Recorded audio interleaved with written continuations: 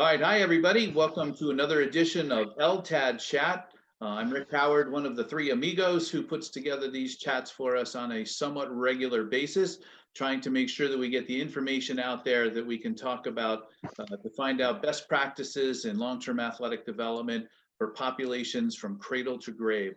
So today I'm excited that we're going to have a conversation related to long-term athletic development and the high school setting. And joining me today, I have Darnell Clark, Gary McAllister, and Sam Melendres. And I'm going to ask each of you to introduce yourself, tell us a little bit about what you do, your role as it relates to the NSCA, and your role as it relates to high school strength and conditioning. Darnell, we'll start with you. Yes, thanks, Rick, and thanks for holding another great LTAD chat. It's been really good to have these forums to discuss long-term athletic development. So just thanks for, first of all, for inviting us to just chop it up. So my name is Darnell Clark. I currently serve on the board of directors at the NSCA as vice president. I'm in my second year as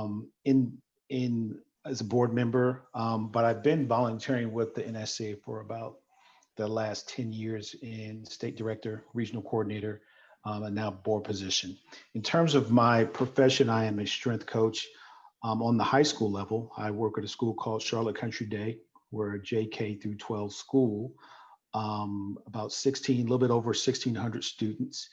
And I am in my 16th year as a full-time strength and conditioning coach in that community. So yeah, that's about it. Cool, great, thanks Darnell. Gary? Rick, yeah, thanks also for inviting me to be a part of this. This is my first time. So I'm currently with the NSCA. I'm currently the chairperson of the high school strength and conditioning SIG. I've only been a member of the year for a member of the group for 1 year, but looking forward to working with everybody to try to enhance scholastic strength and conditioning. Professionally, I've been an athletic director for about 15 years.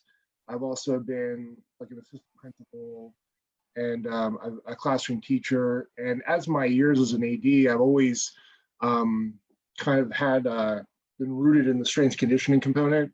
While at my school, we have two other full-time strength conditioning coaches and an after-school strength conditioning coach. I'm still deeply entrenched in that throughout the day and after school. I also oversee the K through 12 health and physical education department. And then on top of that, I also am an adjunct professor at Towson University. Busy day. All right, Sam?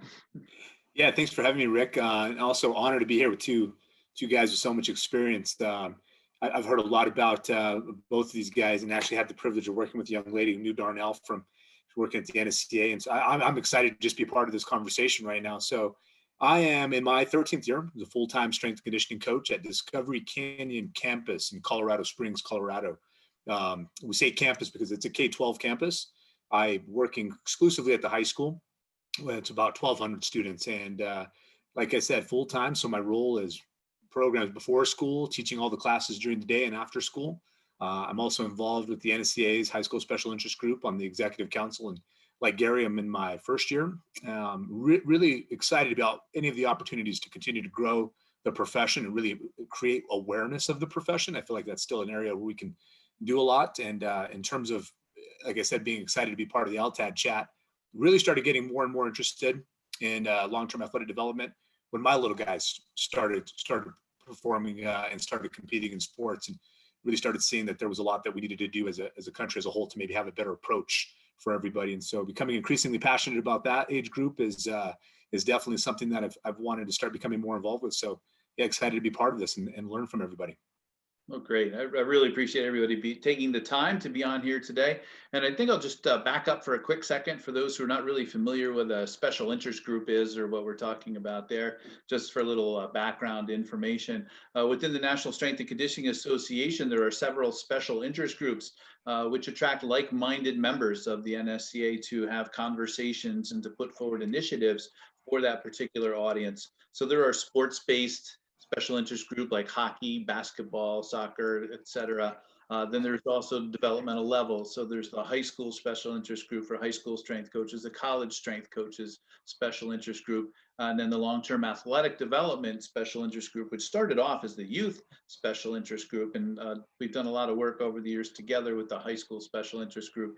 The high school is kind of a phenomenon to the United States, more so than internationally in terms of long-term athletic development and growth and development. So I think that historically, it's been more of an encompassing type of a scenario, not really a siloed environment, but sometimes I think in the US, depending on how our schools are set up, it might lend itself to that. I think the three of you are excellent to have on this conversation because the environment where you are really lends itself to long-term athletic development type of a scenario. It's just really kind of connecting the dots. So all the puzzle pieces are there already. So I'm going to start off with the first question. And Gary, I'm going to ask you first and everybody can chime in. How does a strength and conditioning coach in the high school setting add value to the teams in the high school, the student body in general, administrators, and to the community? What do you think that role is? Well, I think there's two different ways of looking at value. The first way is for the immediate impact that a strength conditioning coach is going to have. I mean, the immediate impact for the strength conditioning coach is somewhat obvious to people that are familiar with the profession. Just getting kids to move properly and that sense of dedication to off-season and in-season training, educating coaches, and really just maximizing the potential of each athlete and each team as best they can once the strength conditioning coach gets that athlete or team in their door. And, so systemically, there's going to be a positive impact there because if you have better improving teams, as an athletic director, I recognize that athletics are really the front porch of a school district. So a lot of times, whether it be credibility or, image, a lot of that comes from the athletic department. So if a strength conditioning coach is successful in improving the performance of a sports team, that's going to trickle down to a lot of different facets of the community and the school. So another piece of that systemic approach is, and I think this is going to kind of segue into what we're talking about, is if that strength conditioning coach can kind of drill down fundamentals, maybe from like an LTAD perspective, vertically through a health and physical education curriculum, or the community recreation sport programs for younger kids, and getting kids the opportunity to work on their mechanics and movement at an earlier age, it's going to add even more value because when that strength conditioning coach gets that student, which is normally at the 9th grade level, they're even going to be in a better place, which is going to give them a higher ceiling as an individual athlete or as a team. Cool. Sam, thoughts? Yeah, I'll take another stab along the same lines, but obviously the most obvious answer is if we're diligent about our programming and coaching, we're going to have an impact on sports performance and potentially reduce the risk of injury, which I know is a big part of one of the pillars of the LTAD construct. But reaching to the student body, and I'm in a situation where I actually don't get to work with a lot of the general student population, work pretty exclusively with our athletes, but I try to serve as a resource in the physical education department, specifically when we're talking about exercise programming or exercise science concepts because of the background that we have. And so trying to serve as a resource for more a better foundation of exercise science and training principles, I think to the general student population, that's a very valuable role the strength coach can have. You mentioned in there what value to maybe administration. I think one of the most obvious ones, and I bet Gary can probably attest to this also, is making sure you have a qualified professional in your program to decrease the risk of liability, making sure that the program is abiding by national standards and making sure your kids are staying safe. I think that's a huge asset to that as well. Depending on the school that the strength coach is at, the value to the community. I think if you have a qualified professional, especially maybe in a public school setting, your community is not having to look elsewhere to pay high dollar end to a private strength coach. So those are a couple different ways from the 4 different areas of adding value to a specific school that I think a high school strength conditioning coach, especially a full-time strength coach, can add value. Cool. Thanks so much. Darnell, what do you think? Yeah, so just to give everybody a little context of my school, much like these guys, it's a JK through 12 school. We have physical education every single day from kindergarten all the way up to 8th grade. in high school, the kids get their they get their physical education credits through playing sports. So we have between 7th grade all the way up to the varsity level, 70 teams, about 26 different sports. So it's a massive athletic department. About 90% of our student population plays a sport. So from that standpoint, other than the cafeteria workers, I have contact with pretty much everybody at the school at some point in time. So I view the strength and conditioning department as kind of a force multiplier, so to speak, in that we not only are we working on lifelong habits, which is really the ultimate goal, but we're helping with developing culture from the individual teams to just setting an attitude and things like that as well. So we have a lot of touch points. I think we have a lot of value. It's bias, but just from a standpoint of contact with the amount of students that we have in our community, I think it's a pretty important. And I think from a standpoint of value, I think our administrators think that it's a valuable position too, because we're kind of the hub of the wheel, is so to speak, in our athletic department.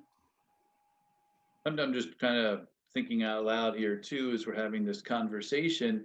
Were your scenarios where the three of you are now, were they created before you got there, or were you the one who came in and created that value? It's kind of an interesting notion because so many school systems, I think even internationally, don't have the same type of a setup that you do. You know, you might have a high school, 2 or 3 feeder middle schools, and then maybe 6 or 7 elementary feeder schools, or fewer than that, or more than that. But that's generally the model, not that, you know, the buildings are all either on one campus or they're very close to one another.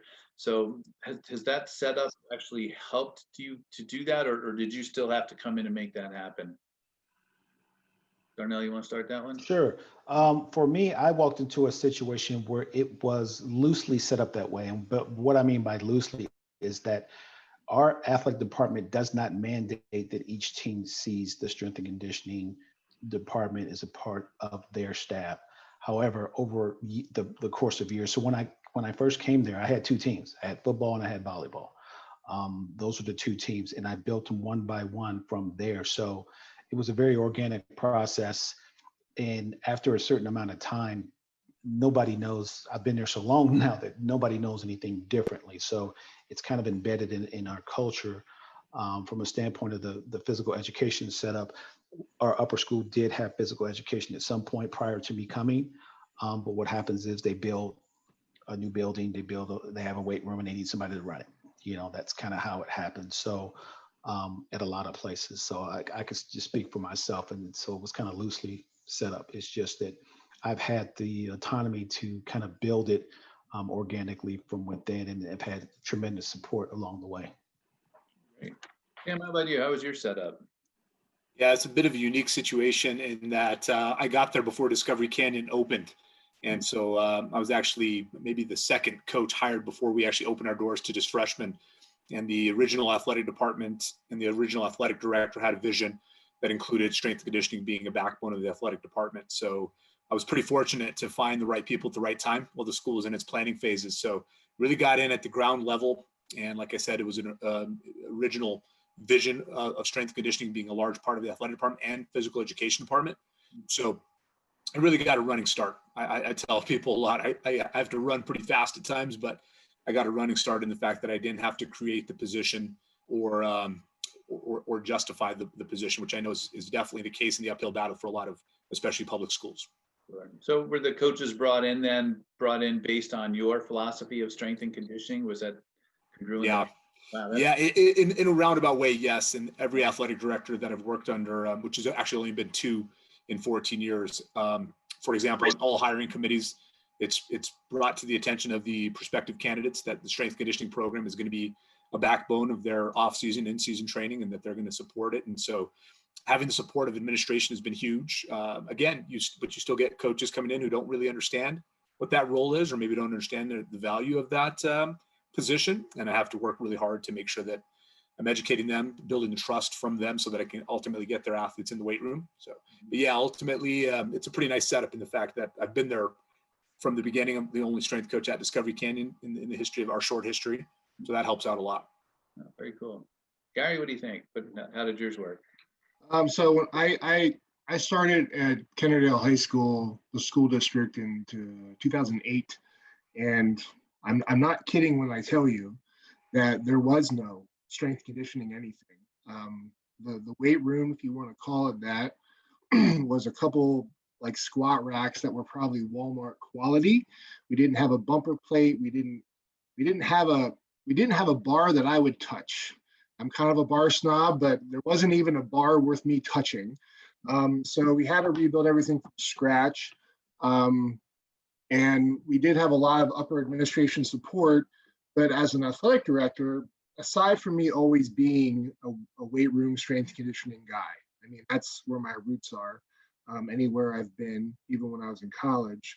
But talk about being the backbone of the athletic department. We're a very small school that has a lot of sports.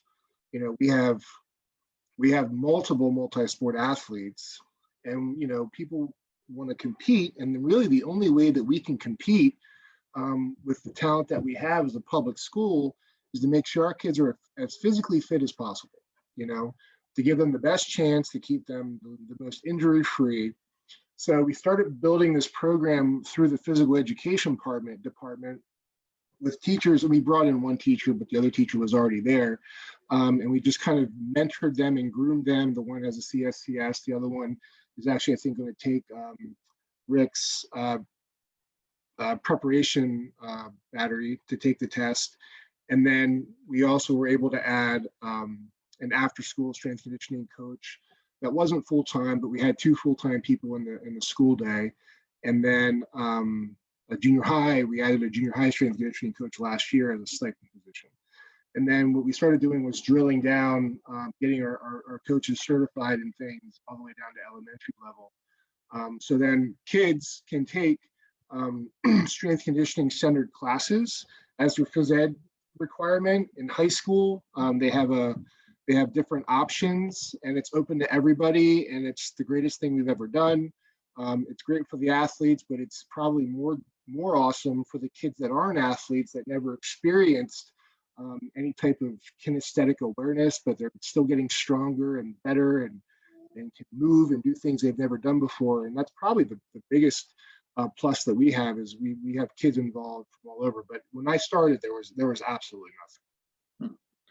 Those are great stories, and I think anybody listening would kind of be going down the same path that I'm going with the question. So what if you don't have the environment where you are, and how you were able to build that up? What recommendations would you make to a high school strength and conditioning coach somewhere, or a physical education teacher in a school, or somebody who just wants to help out to build a model like you have done?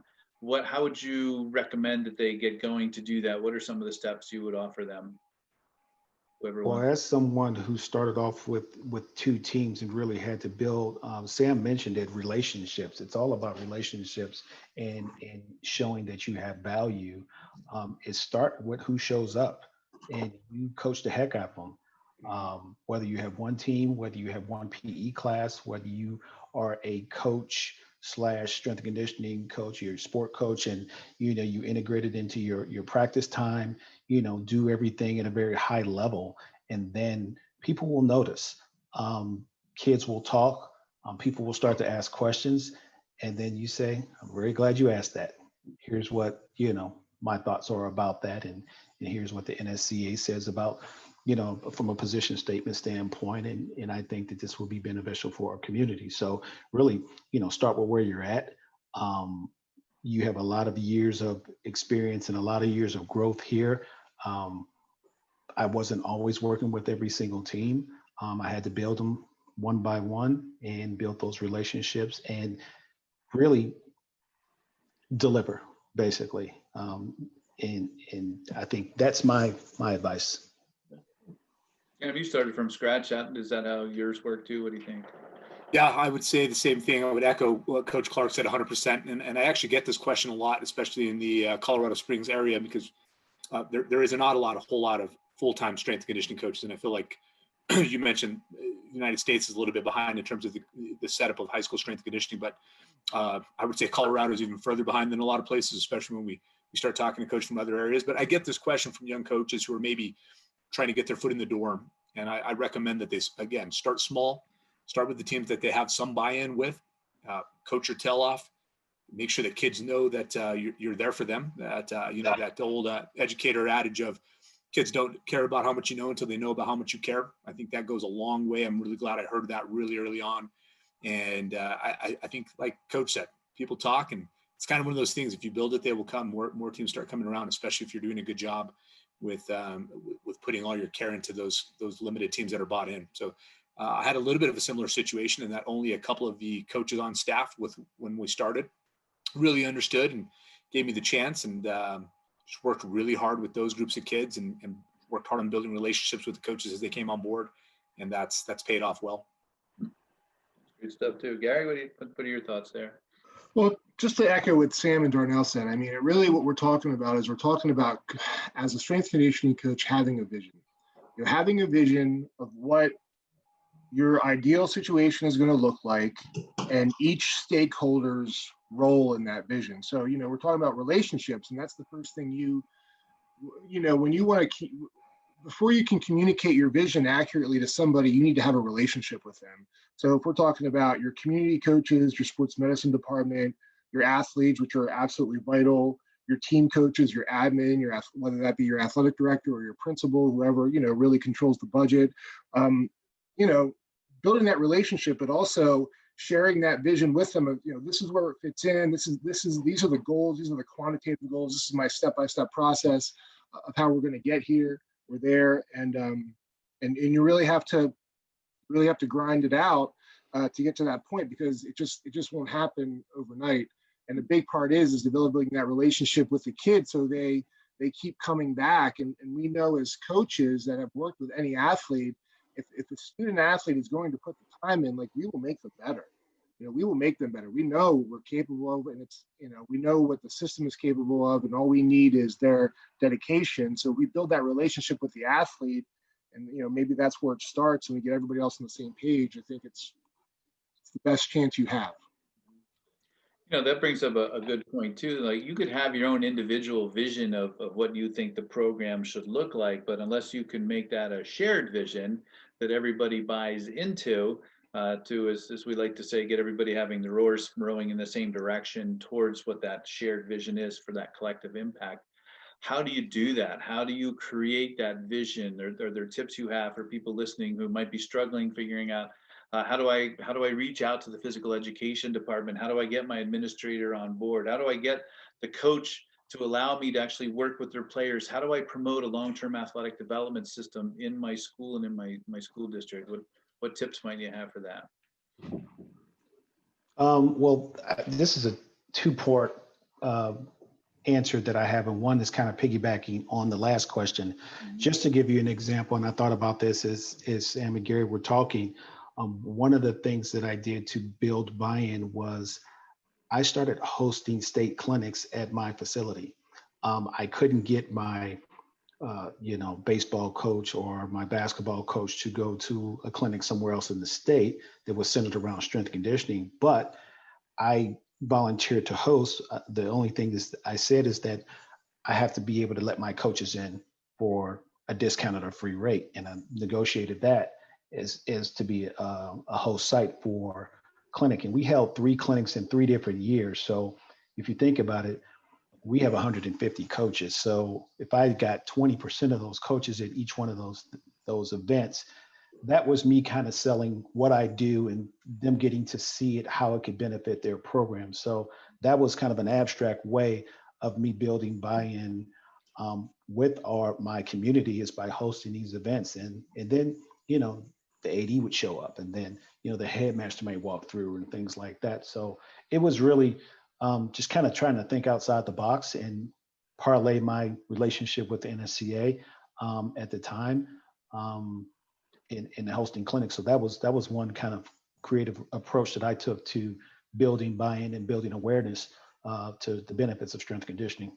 Okay. So were you on the state board at that point in time? I was not at all. I just called up the state director at the time, didn't even know there was an advisory board on that. And I hosted it the first year. And then the second and third time, I pretty much put up the lineup too. So I called other coaches and professionals.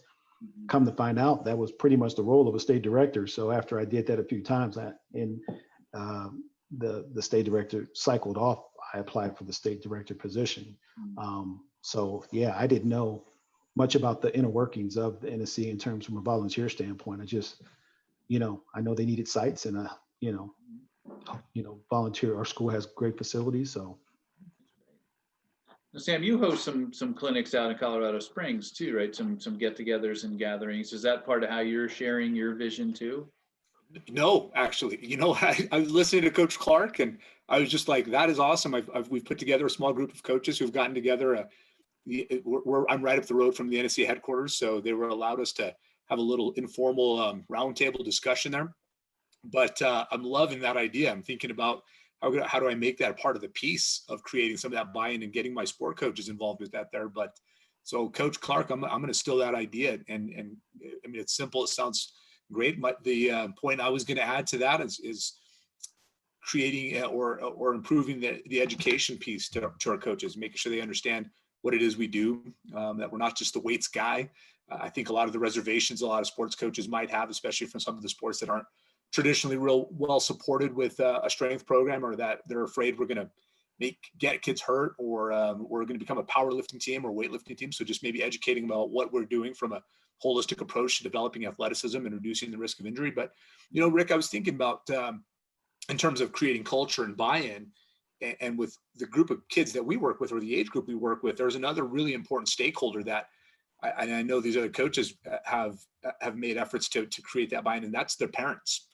Ultimately, I think I've done a pretty decent job of building connections with parents, and they kind of have the last say so. So even if we've had some sport coaches who are maybe not as bought in, if mom and dad are like, you're going to get in this class, you're going to come to the after school, or you're going to be in the summer, I think you have a lot better chance of making sure that even if there's maybe a coach who's not 100% on board, that you're going to get a chance to get those kids in your program. And so the way that's worked is somewhat similar in terms of the education piece, but they're not going to want to hear a lot of the jargon from a programming standpoint, or even the specifics of what we're doing in terms of proprioception and jump landing training. But one of the big selling pieces that's worked well is making sure they understand that we're here from a long-term athletic development standpoint and developing physical literacy, some of these things that I'm becoming really interested in about, and parents, because they genuinely are concerned about their kids after their competitive days are over. When we start talking about them building these feelings of competence and confidence to do a very important activity such as strength training for their lifelong health, that has been a big piece of creating that buy-in of continuing our growth of our program and getting parents on board, so ultimately that their kids are on board. Because when they start hearing that the health and well-being is at the center of this program for their athletes, and we care about them more as people and not just as competitors, that's gone a long way. And so I think, like I said, I just wanted to add that piece of making sure that stakeholder of the parent is really brought into this loop as well. Good stuff. Gary, how did you do it? Well, I got two thoughts on this. First, I can't reiterate enough what Sam just said about parents. I'm the athletic director, so I interface with parents all the time about various things.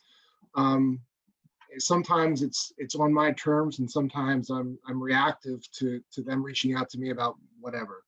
But if it's on my terms, I am making sure that I'm reaching out to them about how they can best utilize the opportunities we offer to them.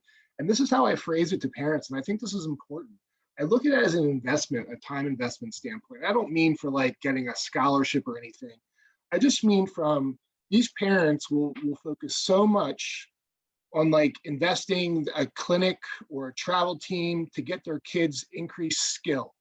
But they don't think about a better bang for the buck if they would just push their kids to invest their time to do something simple like change direction properly, or to run, or to jump. How much higher their ceiling is when they get to the high school level. And if they're fortunate enough to get to college, the physicality that needs to exist for them to compete and stay healthy, things that we're offering that they don't even have to pay more for.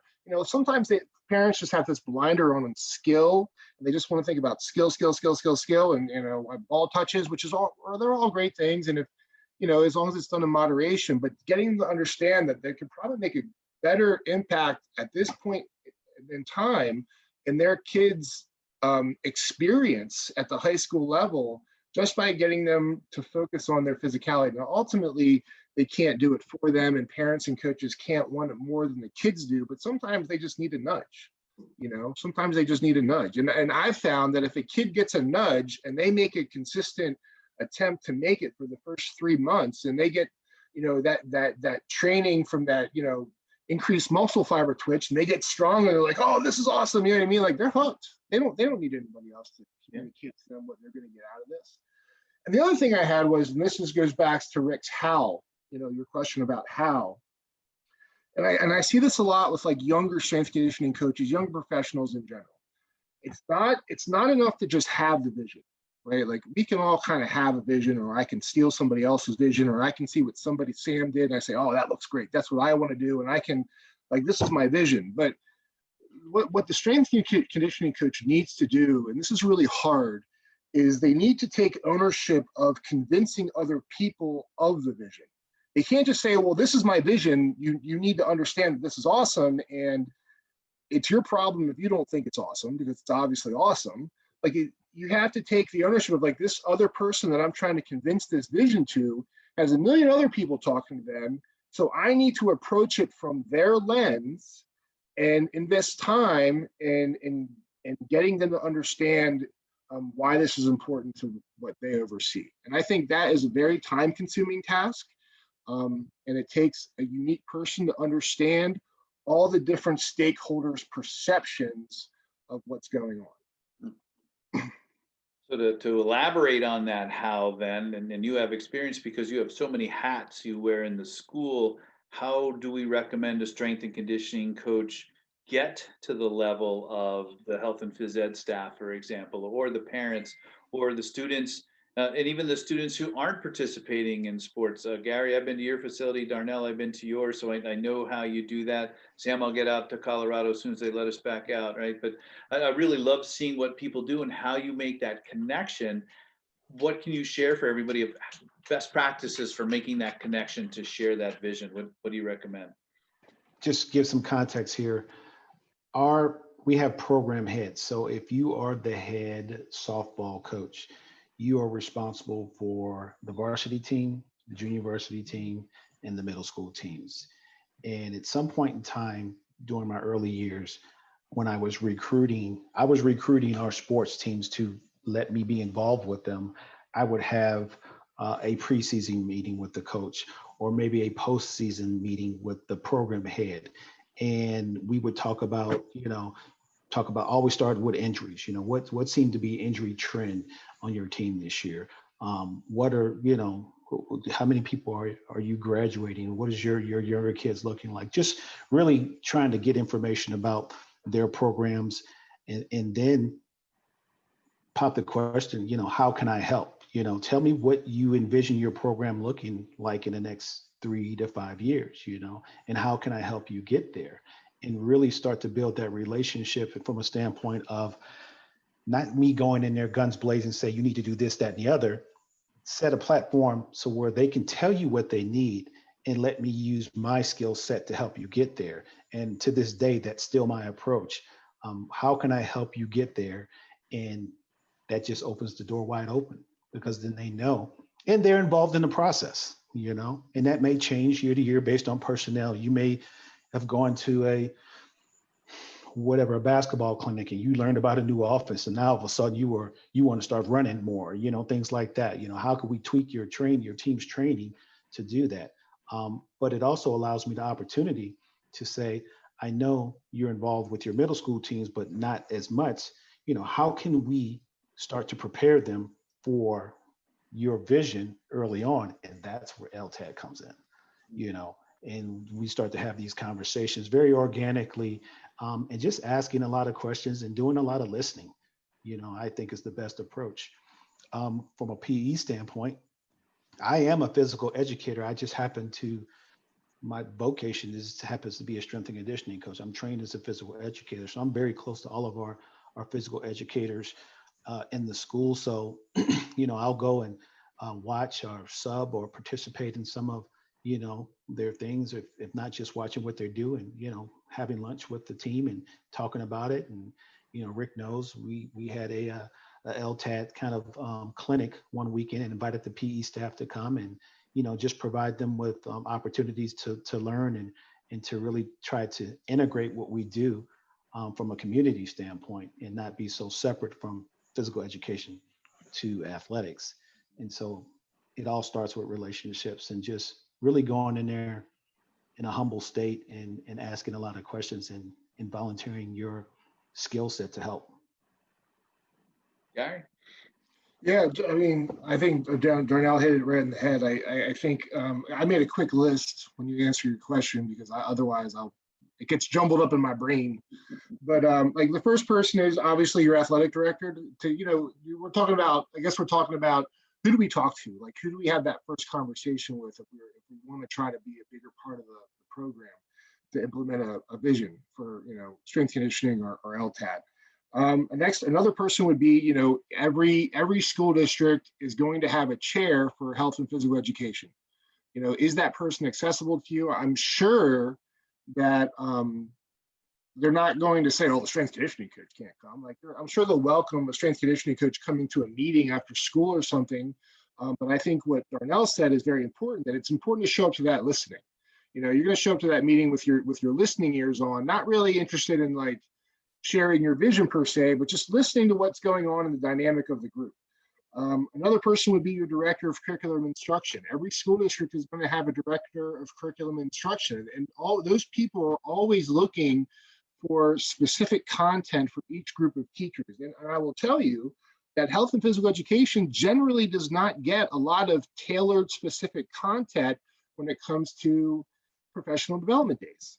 So if you just said, hey, look, this is what I'm interested in.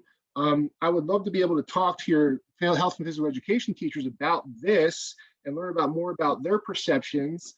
That might be a welcome conversation right off the bat. Another group that you could talk to would be booster clubs. Sometimes they have more pull than they should, but they definitely have pull. And but also just figuring out who the movers and shakers are, because those are always going to be parents that are interested in improving the sports teams. And I think there's a very delicate process one needs to take when approaching booster clubs, but they can definitely be a resource if you know how to use them properly. And then my final suggestion would be tenured coaches, because I'm an athletic director. We have 80 some paid coaches, and most of my coaches literally last 3 years. I'm hiring or replacing a coach generally every 3 years for various reasons. There's always a select few of tenured coaches, long tenured coaches that stay involved, are plugged in, and really have the pulse of the school and the community at hand. And learning and developing a relationship with them can be very important to figuring out how to basically pursue sharing your vision. Wow, those are great tips. Sam? Yeah, honestly, I'm just trying to soak all that in because just the information from a veteran coach like Coach Clark, and then from the administrative perspective, I'm trying to make sure I remember these, and then coming in from the perspective of Coach Clark, open-mindedness, coaching meaning something I'll admittedly have to do a better job of. Sometimes I find myself with a new coach coming in and maybe dictating the conversation instead of going in with open ears. So other young coaches and even coaches like myself been for a few years have to remind themselves of that. And then like Coach McAllister said, going in, making sure that stakeholders at all levels. I'll answer it from maybe the perspective of that I mentioned parents before. And something I found out really early on in my teaching career, because like Coach Clark, I'm also a physical education teacher. It just happens that I teach all the strength and conditioning classes. But what we're fortunate to have is a back to school night. And early on in my teaching career, I think there's times even now where it's at 7 o'clock at night, and even in a normal year, it's after a day of teaching and coaching, it's kind of like, gosh, I got to stay here until 9 o'clock at night and have a conversation with each of my 8 periods or whatever it might be. But if you look at that instead of as a challenge, but more of an opportunity to really pump up your program, especially, like I said, to the stakeholders that are maybe most important in a public school setting, like parents, discuss to them the importance of this from a long-term perspective and overall health and wellness. And that's really helped create a lot of that buy-in. And I think early on, I missed a lot of opportunities, and the conversation had to do with more like policies and procedures and grades and some of these other things, and missed this opportunity to really create this buy-in and substantiate our program with it being backed up by professional organizations and some of the athlete development models that are around from some of the national governing bodies. And when parents hear those things, you can almost see them perk up and go, oh, okay, he's not just a PE teacher. And again, I'm not saying that in a derogatory way, but I think a lot of times, especially where I'm at in a public school setting, there's some parents that are like, well, he's the weights coach. He's the PE guy who dabbles in the weight room. When we start having these conversations and start letting them know that what we're doing is backed by a body of evidence, parents perk up, and it tends to improve the buy-in of the program. Wow, good stuff. Well, I think that gets me to my next question here. We're talking about how you're integrating all of the different pillars of long-term athletic development, but it might not be something that's obvious to some listeners, coaches, parents, et cetera, as well. So how do you tell everybody what LTAD is? And then how do you think the best way of promoting it in the school and beyond would probably be? Sam, you want to start with that one? Yeah, like I mentioned earlier, I didn't really start becoming involved with this or start educating myself about LTAD until my little guys started competing, and just going through the basic pillars. I think the first thing, the foundation, pillar 10, having qualified professionals as a cornerstone of the program, and specifically, and they're asking for it to be somebody who's certified through a professional organization. So right off the bat, we start talking to parents, stakeholders about having a CSE involved in your strength and conditioning program. I think that's a foundational one right off the bat, and number 10. And then just making sure that whoever's in charge of your programming understands that kids progress at different rates. And I think it's pillar number 1, talks about kids progressing non-linearly and highly individualized rate. One of the big ones at Discovery Canyon, we're a relatively small high school, 1,200 kids. We rely on kids playing a lot of our kids being multi-sport athletes. And so one of the points I really love, and one of the pillars, is emphasizing sport sampling, really promoting or fighting the early specialization. And I like even to take it further and making sure that with having a unified program, we really promote that. We really promote that there's not a football program, there's not a basketball program. So kids are involved in a general athleticism program. And so it lends itself well for them playing a lot of different sports. And that's, like I said, that obviously goes into one of those important pillars in there too, of early sport sampling, understanding that there needs to be an emphasis of training, even when we're recommending that kids past 16 spend 20% of their time outside of their sport specific practice. And so this is when we go back to like Gary was saying, and maybe making sure parents understand in terms of your investments, training becomes very valuable, not just competing. And so that's another area of those, just to kind of pick and choose certain pillars of LTAD and how they relate to our program in our school. Excellent. Darnell, how do you do it? Yeah, I kind of start with saying that for me, and this is my kind of own synthesis of a definition, I say that long-term athletic development is where wellness, athletics, and physical education kind of intersect. It's kind of connective tissue between those 3 categories. And because, sometimes that the athlete in LTAD can turn certain populations off. So I'm very cognizant of, not saying that this is going to get your kid a scholarship or things like that. This is about creating lifelong movers. This is about, fundamentals. This is a systematic way to create lifelong movers. And, for me, one of my proudest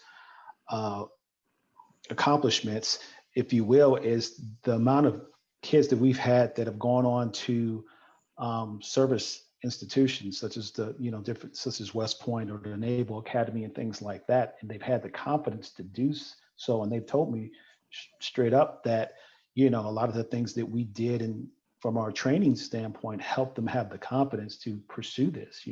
They had the grades, but the physical piece, they felt that they had the confidence to do that. So for me, that's a win. As much as any athletic scholarship, because being honest, the athletic scholarship piece typically comes from genetics and the parent. There's only so much development you can do, but everybody can develop, to the best of their ability. And it's about creating confident movers and competent movers. So, I try to hammer those terms down when I'm kind of laying out what LTAD is, and that tends to disarm that athletic piece that sometimes makes people uncomfortable. Gary, what are your thoughts? Well, to be honest, anyone listening, I wasn't really too aware of long-term athletic development until, honestly, I think, Rick started posting long-term athletic development information on the high school SIG Facebook page. Like, it wasn't something I was really aware of, but something I've always been aware of. I mean, I shared a scope and sequence with Rick that we created back in 2012. And my thinking is, and this falls in line with LTAD, is, public education in school is so focused on maximizing each child's ability, whether it be in writing or reading or math. Well, why the heck wouldn't we be so focused on maximizing each kid's ability physically? It doesn't matter if they're going to be an athlete or not. They still are going to be a functioning adult. We still want them to be healthy, and we want kids to have that option. If we're not maximizing their ability in each age group, then we're essentially taking that option away from them if their parents don't value those things. And that would blow my mind. So that doesn't make any sense to me. So, building, for us, a physical education framework, a curriculum, a scope and sequence that is based on maximizing each kid's physical ability is the only logical thing that we should be doing. Okay. This makes great sense, and all three of you are offering fantastic advice for everybody listening, and I really appreciate it that we're not just looking at the what, we're also looking at the why, the how, the where, the when. So we're answering some really important questions, I think, for the high school coach. So I'm going to follow up with one more question about what do you see as the most important opportunity that we focus on in high school strength and conditioning? What would be your goals and objectives? Where do you think that we should go? Then whoever wants to take that one first, I'll open it up. It's creating awareness of the profession. And, there's a lot of kids coming out of undergraduate exercise science programs or even graduate work with their eyes on working at the collegiate setting, the professional setting, and not really aware that there's potential opportunities for you to have a really tremendous impact at this age group, still working in human performance and reducing the risk of injury, but maybe even a higher calling, if you will, of lifelong health, physical activity. So I don't think there's a lot of, at least in this area, I feel like I'll just give you a specific example of a couple interns at the NSCA headquarters come up to watch us work. And one of the interns is completely unaware that this is a thing, that high school strength conditioning is a full-time job, and in a lot of ways, a really good job, especially when we're talking about work-life balance.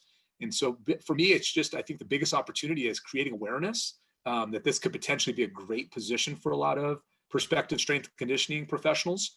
And then I think that just continues to grow the quality of programs across the country. You do the math, and I think there's a lot more public high schools, or even high schools in general, than there are college programs looking for strength coaches. And so, and definitely when we take that to another level, there's a lot more than professional teams looking for strength coaches. And so there's a giant opportunity for growth in terms of prospective positions in high school physical education. All right. I would just add that I think sometimes there's people that are involved in strength conditioning that I would say don't necessarily have an educator mindset. I don't understand that per se, but I think some people don't.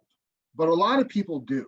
A lot of people do, because coaches are educators. Strength conditioning coaches are educators. My football coaches in college, they were certainly my educators. So I think if you're coming into strength conditioning with an educator mindset, you have that overarching desire to improve somebody's life, and not just improve their life when they're in high school or when you have them, but for the rest of their life. Like we want to make highly functional members of our society, so society flourishes and all that big picture stuff. So if you look at it from that perspective, just in Pennsylvania, for example, there's about 500 school districts, and in my school we have 900 athletes and 2,500 students. Right, 900 athletes, that's 7 through 12, and we have 2,500 students K through 12 in my district.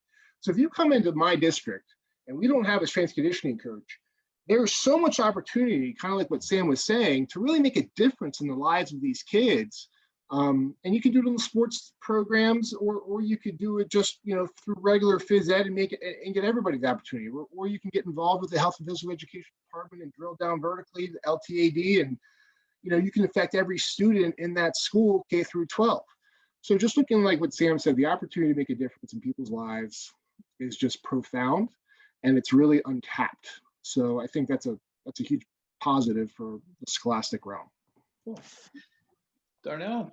Yeah, Gary and Sam, you have my mind just going with so many thoughts and ideas and things I want to share. But to Sam and Gary's point, it's about awareness.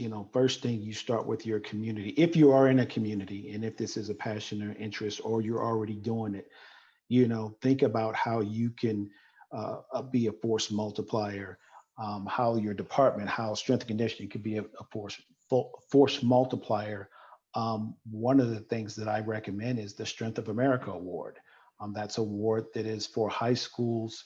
And if nothing else, it's a way for you to get a temperature check on, are you doing the correct things in your environment? And if not, it's a blueprint on how you're going to make your strength and conditioning department better. And then the bonus to that is if and when you do receive the award, that's an accolade for your community, and you promote the heck out of that. Then people will come asking questions and things like that. And the great thing about the NSCA is it is an organization that has your back to have all of these evidence-based science things and position statements and things that administrators don't take lightly. So it's about selling yourself, selling your program, recognizing that you have the ability to impact a lot of people, and tell your administrators how you can impact your community, overall community. In terms of some of that Sam said, in terms of getting more people involved in the profession, I've had so many interns and graduate assistants over the years who really were just taking an opportunity to see what this high school thing was about. They thought they wanted to be on the college level, and then by the time they left, it's like, high school, this is for me. This is where I want to be. So, doing your part to grow the profession.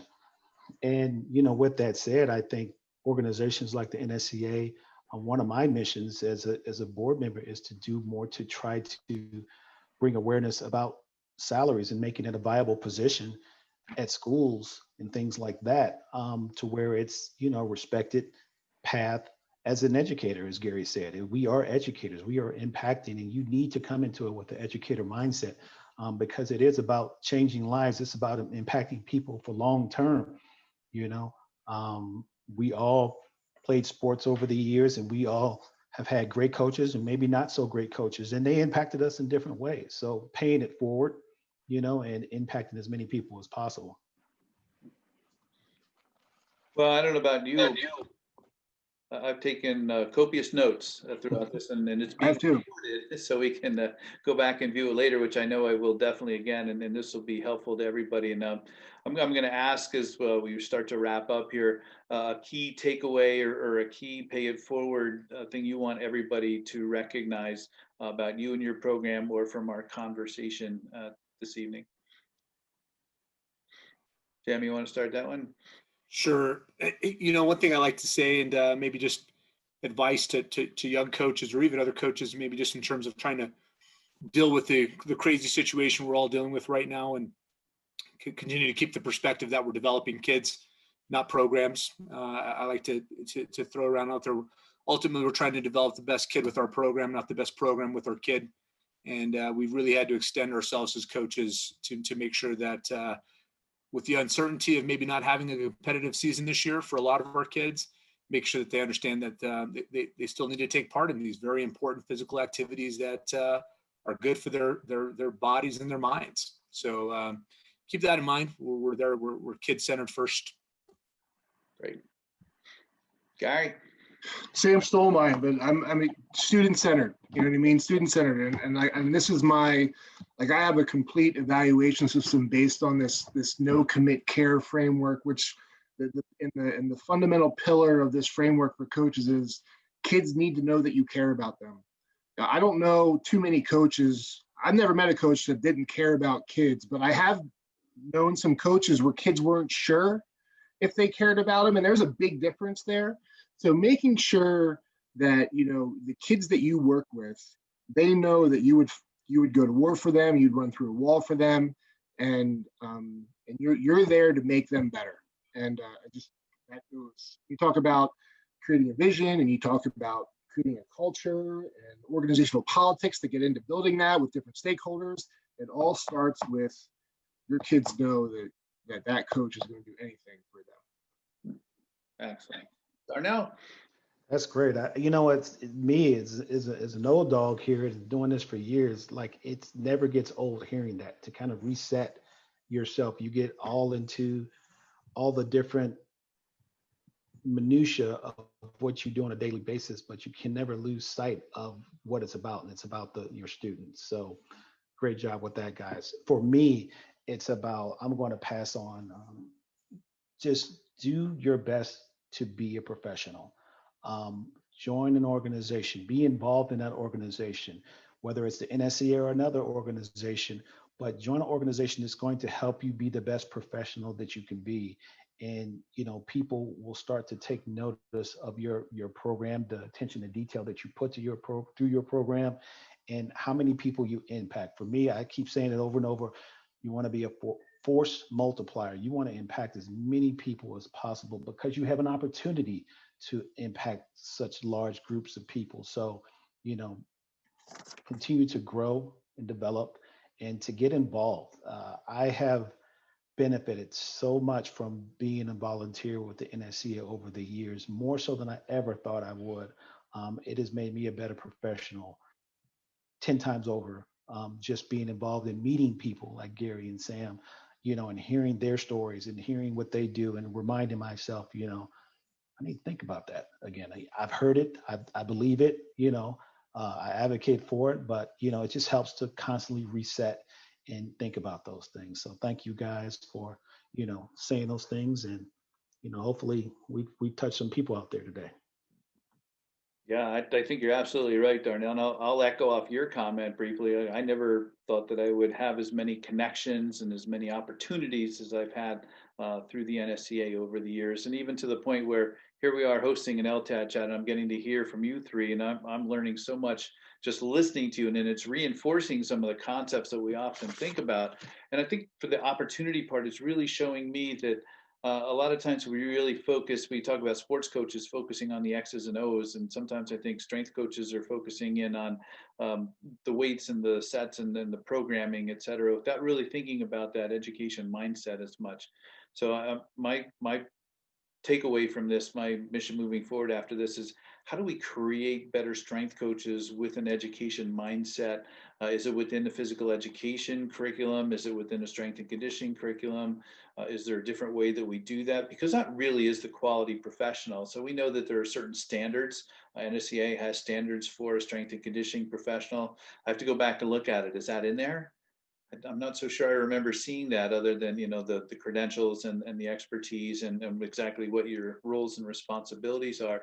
And I think all of this follows into long-term athletic development so well, because if we were really on that same page with that educator's mindset and really youth focused, really focusing on the kids, that's what LTAD is. And Darnell, you hit it right on the head with looking at it as the intersection of wellness, phys ed, and athletics. I think that's outstanding, and I'm going to borrow that too. So I want to thank you all for taking the time to be on LTAD chat today with me, and we will get the recording out for everybody to look at, and look forward to our next conversation.